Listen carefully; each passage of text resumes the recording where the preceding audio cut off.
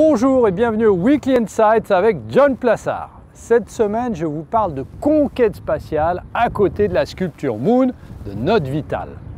Les astronautes américains Bob Behnken et Doug Hurley se sont envolés samedi 30 avril du Kennedy Space Center en Floride à bord d'une fusée de SpaceX, première société privée à se voir confier par la NASA une mission aussi prestigieuse. Pour mémoire, depuis 9 ans, les Américains devaient se tourner vers les vaisseaux Soyouz fabriqués par la Russie.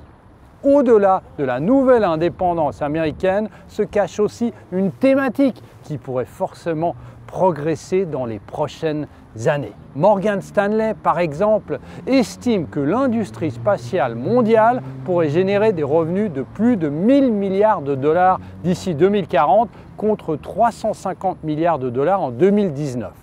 À court et à moyen terme, les opportunités les plus importantes pourraient provenir de l'accès à Internet haut débit par satellite.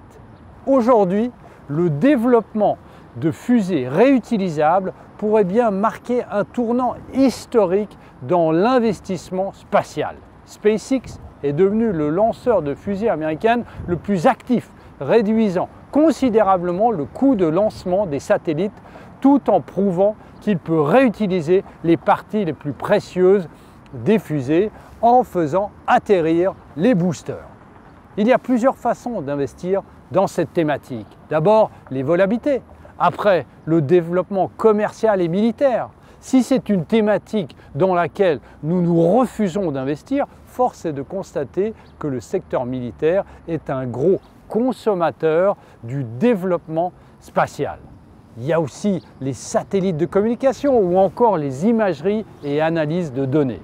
L'univers de la conquête spatiale a bien évidemment d'autres facettes.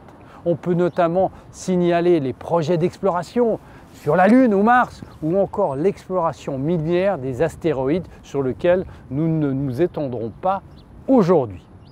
Les acteurs traditionnels, NASA, Agence spatiale européenne, pourtant leaders et seuls acteurs il y a quelques années de cela, vont ainsi devoir se partager le gâteau avec les nouveaux entrants. Merci beaucoup, passez une très bonne semaine et surtout n'hésitez pas à lire mon morning.